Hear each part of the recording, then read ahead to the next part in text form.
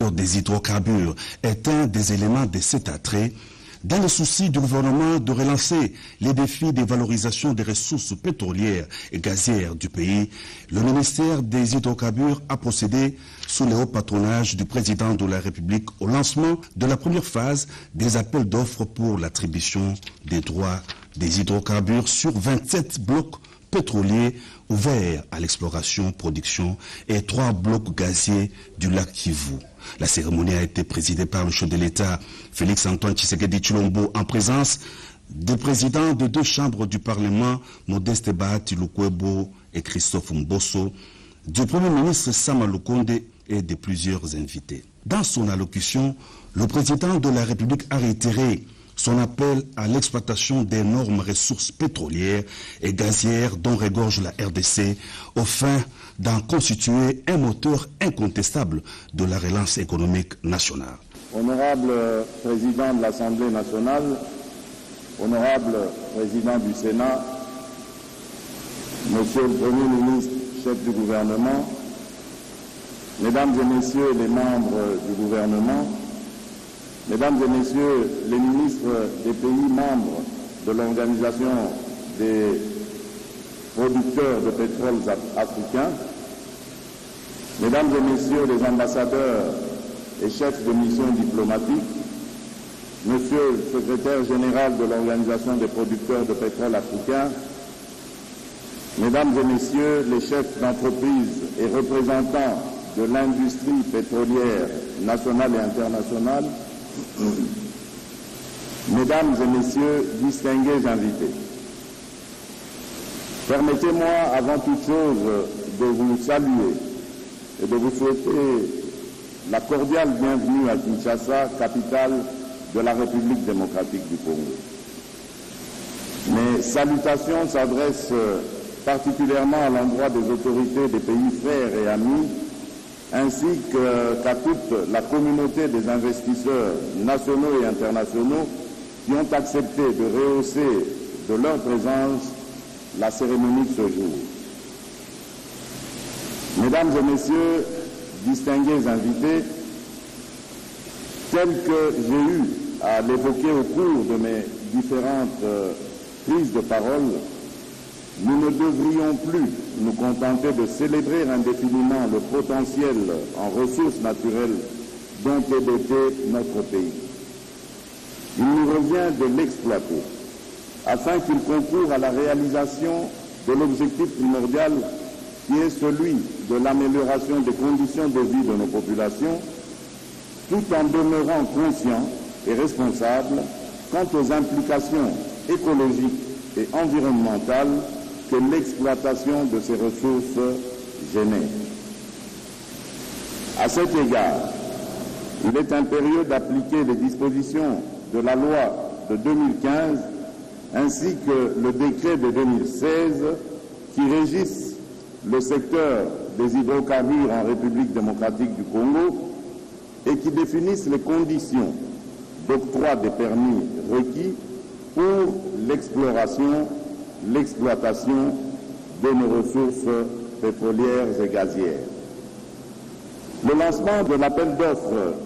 pour l'attribution de 30 blocs pétroliers et gaziers auxquels vous assistez est le témoin de notre volonté à mettre nos potentialités au service du développement de notre pays, ceci dans un contexte où les ressources fossiles, en ce compris le pétrole brut et le gaz, sont replacés au centre des enjeux mondiaux de paix et de stabilité en raison du conflit russo-ukrainien. En effet, il me revient de rappeler que l'exploitation pétrolière qui a démarré dans notre pays en 1974 en offshore et en 1983 en onshore est restée confinée sans raison au bassin côtier du littoral atlantique, donnant aujourd'hui une production modeste d'environ 23 000 barils par jour, alors que 85% du potentiel en hydrocarbures du pays reste inexploré et inexploité. Ici, l'argument en partie vrai, selon lequel le pays avait misé sur le tout minier, reléguant ainsi au second plan l'autre branche de l'industrie extractive qu'est le secteur des hydrocarbures, n'explique pas tout. Cette réalité historique ne doit cependant pas masquer nos latentes insuffisantes en matière de gouvernance, dont le corollaire a été le legs de plusieurs litiges se chiffrant en millions de dollars et une situation indésirable de quasi-mise en jachère de notre potentiel pétrolier. Mesdames et messieurs, distingués invités, il était donc temps que nous nous ressaisissions et que nous emboîtions le pas de ces nations qui, avant nous, ont pu faire de leur dotation en ressources des hydrocarbures de véritables fers de lance de leurs économies. Toutefois, conformément au rôle central joué par la République démocratique du Congo dans ce qui a trait à la protection de l'environnement et à la lutte contre le réchauffement climatique, j'entends rappeler ici que cet appel d'offres, de même que cette volonté exprimée d'exploiter ces ressources, ne constitue en aucun cas un reniement des engagements auxquels nous avions souscrit à l'international, bien au contraire. Conscient des réserves que cette nouvelle voie pourrait susciter, je rassure ici nos partenaires sur notre détermination à mener les travaux d'exploitation et d'exploration à l'aide des moyens technologiques les plus modernes qui protègent l'environnement, la faune et la flore et préservent les écosystèmes ainsi que les équilibres écologiques. Aussi, je tiens à rassurer que conformément aux normes de l'industrie pétrolière,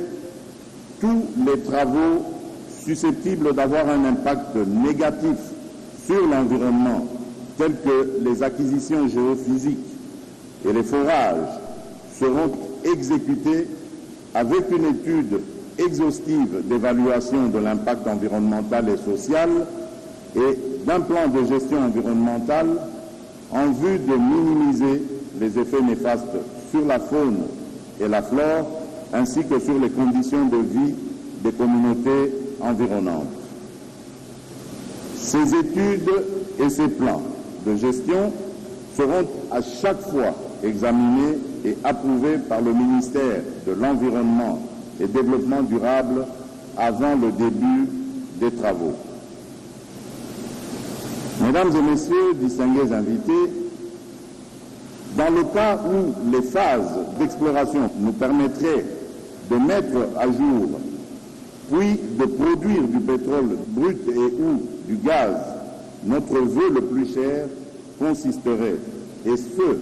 en accord avec nos stratégies de relance des secteurs productifs et de la transformation locale, en ce que nous construisons une ou plusieurs raffineries modernes afin qu'elles soient non seulement génératrices d'emplois pour la population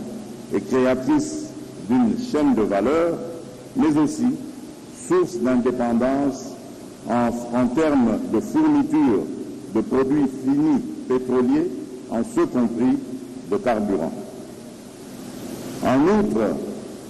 sachant que la République démocratique du Congo est un pays semi-enclavé, le gouvernement devrait d'ores et déjà entamer des discussions avec les pays voisins pour la mise en place de projets d'infrastructures communes tels que des pipelines pouvant permettre d'exporter le surplus de notre production pétrolière à venir vers le marché mondial. Parmi les blocs mis en appel d'offres, on relève 3 blocs gaziers sur le lac Kivu, dont l'exploitation du gaz méthane qu'il renferme serait un atout pour la production de l'électricité. Je tiens à rappeler qu'il s'agit d'un projet urgent et j'exprime mon souhait de le voir confié à l'issue du processus d'appel d'offres aux opérateurs expérimentés, familiers avec les prescriptions de gestion du lac Kivu et dotés d'une technologie de pointe pour l'extraction sécurisée et la valorisation du gaz méthane. Mesdames et messieurs, distingués invités, l'exploration et l'exploitation de notre potentiel en hydrocarbures ne peuvent se faire sans les Congolaises et les Congolais. En effet, il est question pour nous de privilégier dans cette nouvelle voie ce que les anglo-saxons qualifient de local content. Pour ainsi réifier ce concept de local content dans ce processus, j'encourage les citoyens congolais, au-delà de la participation légale de notre Société nationale des hydrocarbures, SONAHYDROC en sigle, non seulement à se positionner comme fournisseur de services, mais surtout à tisser des alliances stratégiques avec des partenaires internationaux en vue de participer pleinement en tant qu'acteurs actifs aux opérations d'exploration et d'exploitation pétrolière. Ces alliances stratégiques impliquent également le transfert de technologies de l'industrie pétrolière et la formation de notre jeunesse en géosciences pour qu'elle puisse demain prendre la relève, comme c'est le cas dans d'autres pays africains producteurs d'hydrocarbures. Je profite également de l'occasion pour demander à notre gouvernement l'examen de tous les mécanismes légaux susceptibles d'appuyer nos concitoyens qui désirent œuvrer dans le domaine de l'amont pétrolier, qui exigent des moyens financiers colossaux et qui comportent un risque indéniable en cas de non-découverte des hydrocarbures. Enfin, je reste persuadé que ce processus d'appel d'offres qui commence aujourd'hui va se dérouler de manière transparente pour aboutir à l'attribution des 30 blocs pétroliers et gaziers à des investisseurs et opérateurs compétents, capables de mener à bon port l'exploration ainsi que l'exploitation de nos hydrocarbures dans un partenariat gagnant-gagnant qui respecte les normes environnementales et les intérêts des communautés locales. Par ces mots, je me réjouis de lancer solennellement ce jour le processus d'appel d'offres pour 27 blocs pétroliers et 3 blocs gaziers. Je vous remercie.